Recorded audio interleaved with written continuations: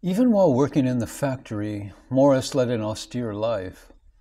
He refused to accept his monthly salary of 3,000 rupees, a princely sum in those days. He declined the amount, saying, "I do not want it. Give it to the workers' fund." As for sleeping, once the shops closed for the night, he slept on the porch of one of the shops. And what did this big boss, this top man working at the factory, have for lunch? While all the other workers trooped into the dining hall to eat the lunch that they had brought from home, Maurice would stand at the dining hall's entrance, clad in his ochre robes and with his begging bowl in his hands. This was in the spirit of a true sannyasin.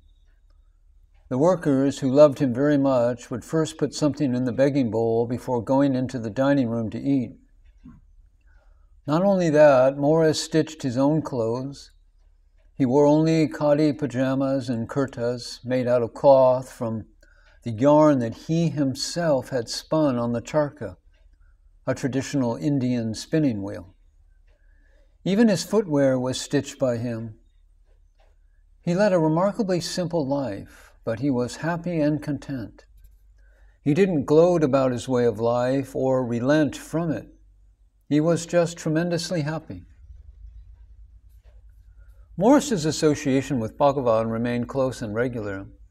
Just like the child questions the mother, so too Maurice posed a lot of incisive questions to Bhagavan, especially on the practical aspects of sadhana. It was not to satisfy his intellectual curiosity that he asked.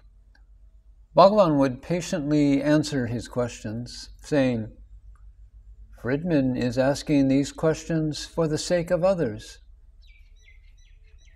Maurice used to record these exchanges and then show the record to Bhagavan and get it corrected. This was later published as Maharshi's Gospel on the occasion of Bhagavan's 60th birthday in 1939. From that year onwards, this book has been guiding true seekers. Even today, it remains an excellent guide for serious seekers.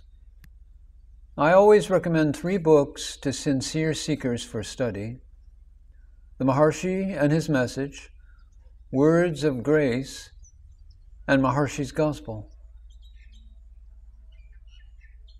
It was during such interaction with Bhagavan that Maurice wrote a series of moving verses. Bhagavan read them with great interest. In 2 of these verses, Maurice says, "So long I have been on this stage to please thee. My eyes are blinded by the light of thy play. My ears are deafened by the rolling thunder of thy laughter. My heart is turned to ashes by the flame of real sorrow. My Lord, to please thee I have made a fool of myself, and now I am unable to stop the agony of the play. My Lord, drag me down from this stage. Master, I have forgotten the way in and the way out."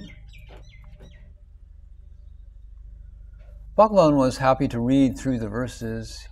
He said that this was exactly what had been written by Appaya Dikshitar, a sage who lived in the 16th century. His verses in Sanskrit were written on palm leaves, and many people were not aware of them. Bhagavan said that Appaya Dikshitar's verses describe the situation of the court dancer performing in the presence of the king. She cannot stop dancing unless it pleases the king to tell her to stop. The dancer's limbs may ache, but she cannot stop of her own accord. And so she cries, "O Lord, I am weary of the many births and deaths that I have endured. One glance from you, O Lord, is sufficient to put an end to this dance of birth and death and grant me release." Bhagavan paused before saying, "Maurice Frydman belongs here. Somehow he was born abroad, but he has come here again. Otherwise, how is it possible for him to compose verses similar to the sage Apaya. Bhagavan made Maurice continue his dance by not asking him to come down. As we are going to see, he had to continue performing on the world stage because he was a karma yogi who still had a few more amazing deeds to perform. So Maurice flowed along with the state of things and continued working busily in the factory. Apapant, the Prince of Und in Maharashtra state, who had studied in England, was sent to the Maharaja of Mysore for training in the art of governance. In the course of his training, he was asked to visit the factory in which Maurice was managing director.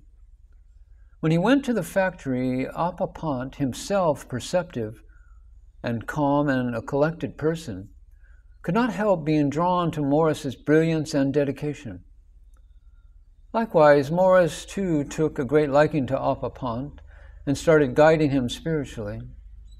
He also impressed upon the young prince the need to focus on development in the villages of his state and to take science and technology there, so that life became easier and smoother for the peasants.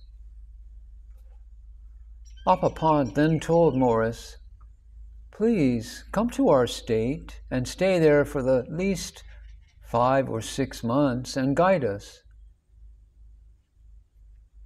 One fine day soon after, the prince found Maurice in his palace. Maurice told the prince, "I have come to you. I have resigned my job in Bangalore. I would like to serve the villages of the Und state." The poor prince, well, he wasn't literally poor, but he did not know what to say. He could only say, "This state cannot afford to pay an engineer like you." Maurice, in his very characteristic manner, said, "I will sleep on the floor in that room. Just give me an Indian desk to work on. I have got legs to walk, and I will take you on my walks. We will both work together in the villages of Und. Now, if you could give me some food, I am hungry." Maurice was always telegraphic and very, very clear. Wherever he was, Maurice remained in correspondence with Bhagavan. We have to understand that inwardly he was all the time in the presence of Bhagavan. In one of his letters to Bhagavan, he wrote, "The Maharshi is with me not only when I think of him, but also when I am not thinking of him. Otherwise, how do I live?" Apapant and Maurice started working together. You will be surprised to know that Maurice's office was under the shade of a huge tree in a village. He lived in the villages he visited and worked very hard for them. Maurice heard about Mahatma Gandhi's deep interest in bringing decentralized democracy into the villages in order to empower them. He set out to meet Mahatma Gandhi to learn more about the process. Mahatma Gandhi took to Maurice immediately. He addressed Maurice only as Bharatananda. Everyone in Gandhi's Sivashram addressed him in the same manner. Gandhi found that Maurice was not only a hard worker, but also an inventor who was using the Indian charkha.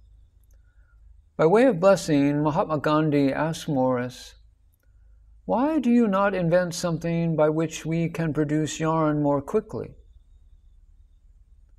Maurice immediately created a new charkha called Danush Takli. The extraordinary thing about it was that one could produce 3 times the yarn with the same energy that was spent on the traditional charkha. Mahatma Gandhi was, needless to say, extremely pleased.